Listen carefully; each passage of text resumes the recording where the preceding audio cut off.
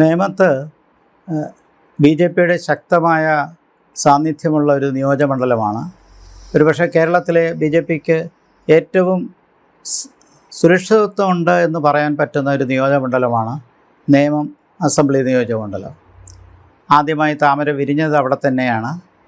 അത് കഴിഞ്ഞ് നഷ്ടപ്പെട്ടെങ്കിലും പിന്നീട് നടന്ന കോർപ്പറേഷൻ തിരഞ്ഞെടുപ്പിലും തുടർന്ന് രാജീവ് ചന്ദ്രശേഖർ പ്രസിഡൻ്റായി വന്നതിന് ശേഷം നേമത്ത് അനുകൂലമായ സാഹചര്യം കുറച്ചുകൂടി ഉണ്ടായി എന്നുള്ളത് വസ്തുതയാണ്. നേമത്ത് താമര വിരിയാനുള്ള സാധ്യത വളരെ വളരെ കൂടുതലാണ്. മറുവശത്ത് സി പി എമ്മിൻ്റെ മന്ത്രിയും കൂടിയായ, ഇപ്പോഴും മന്ത്രിയും കൂടിയായ ശിവൻകുട്ടിയാണ്. അതേപോലെ കോൺഗ്രസിൻ്റെ പ്രമുഖനായ ശബരിനാഥാണ് അവിടെ മത്സരിക്കുന്നത്. ശബരിനാഥ് കോൺഗ്രസ്സിന് വേണ്ടി തീർച്ചയായിട്ടും വോട്ട് പിടിക്കും. പക്ഷെ അത് ബി ജെ പിയുടെ വിജയത്തെ ബാധിക്കുമെന്ന് തോന്നുന്നില്ല.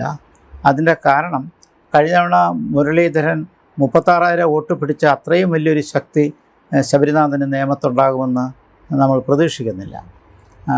പരമ്പരാഗതമായി നേമത്ത് യു ഡി എഫിൻ്റെ സ്ഥാനാർത്ഥികളായി വന്നിട്ടുള്ളത് ജനതാദളും മറ്റുമൊക്കെ ആയിരുന്നെങ്കിൽ പിന്നീട് കോൺഗ്രസ് മത്സരിച്ചപ്പോഴാണ് 36,000 വോട്ട് കഴിഞ്ഞ തവണ മുരളീധരന് ലഭിച്ചത്. എന്നാൽ അത്രത്തോളം ഒരു അടിത്തറ അവിടെ ഉണ്ടാകാൻ സാധ്യതയില്ല. കോർപ്പറേഷൻ തിരഞ്ഞെടുപ്പുകളുടെ വാർഡുകളുടെ തിരഞ്ഞെടുപ്പ് വിധി നോക്കിയാൽ തന്നെ അത് മനസ്സിലാക്കാം. മുരളീധരൻ്റെ വോട്ട് പൂർണ്ണമായിട്ടും ശിവൻകുട്ടിക്ക് പോകുന്നൊരു സാഹചര്യം ഉണ്ടാവില്ല. കാരണം 3 മുന്നണികൾക്കും വളരെ പ്രസ്റ്റീജുള്ളൊരു മത്സരമായതുകൊണ്ട് തീർച്ചയായിട്ടും കോൺഗ്രസ് അവരുടേതായ വോട്ടുകൾ അവിടെ പിടിക്കാൻ സാധ്യതയുണ്ട്. ശബരിനാഥ് അവിടെ പിടിക്കാൻ സാധ്യതയുണ്ട്. SDP-യുടെ വരവ് ഇടതുപക്ഷത്തിന് അനുകൂലമായി എന്നുള്ളത് ഇടതുപക്ഷം തന്നെ അംഗീകരിച്ചൊരു കാര്യമാണ്. പക്ഷേ അത് നേമം മണ്ഡലത്തിൽ അത് ബി ജെ പിക്ക് ഗുണം ചെയ്യുമെന്നാണ് ഞാൻ കരുതുന്നത്.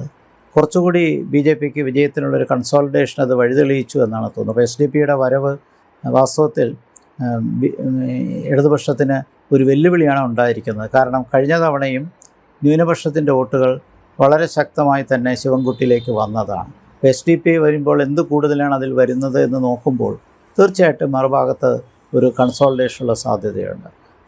ഇതല്ലെങ്കിലും രാജീവ് ചന്ദ്രശേഖറിന് വളരെ സ്വാധീനമുള്ള ഒരു മണ്ഡലമായി നേമം മാറി.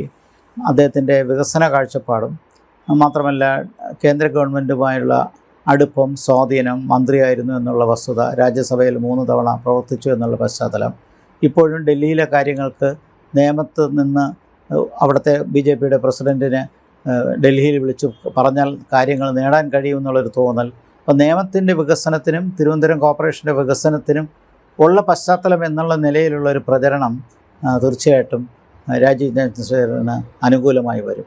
അപ്പോൾ ഈ നിലയ്ക്ക് BJP-ക്ക് ഏറ്റവും പ്രതീക്ഷയുള്ളൊരു സീറ്റായി നേമം മണ്ഡലം മാറി എന്നുള്ളതാണ് വസ്തുത. ആ പശ്ചാത്തലം മാറുന്ന രീതിയിൽ ശിവൻകുട്ടിക്ക് വരണമെങ്കിൽ തീർച്ചയായിട്ടും ഭരണവിരുദ്ധ വികാരം അത് കുറച്ചാലേ പറ്റത്തുള്ളൂ.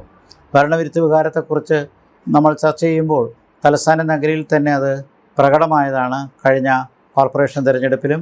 അതുമാത്രമല്ല, നമുക്കറിയാവുന്നതുപോലെ തൊഴിലില്ലായ്മയുടെയും വിലക്കയറ്റത്തിൻ്റെയും അഴിമതിയുടെയും അതോടൊപ്പം തന്നെ മറ്റ് പ്രശ്നങ്ങൾ, പ്രത്യേകിച്ച് ആരോഗ്യ മേഖലയിലുള്ള തകർച്ച, പൊതുമേഖലയിലുള്ള ആരോഗ്യ മേഖലയ്ക്ക് ഉണ്ടായിട്ടുള്ള കോട്ടങ്ങൾ, ഇതെല്ലാം വെച്ച് നോക്കുമ്പോൾ വളരെ പെട്ടെന്ന് ഭരണവിരുദ്ധ വികാരം ഇത്രയും ശക്തമായൊരു മണ്ഡലത്തിൽ അത് കടന്നു കയറി വരാൻ അത്ര എളുപ്പമാണെന്ന് തോന്നുന്നില്ല.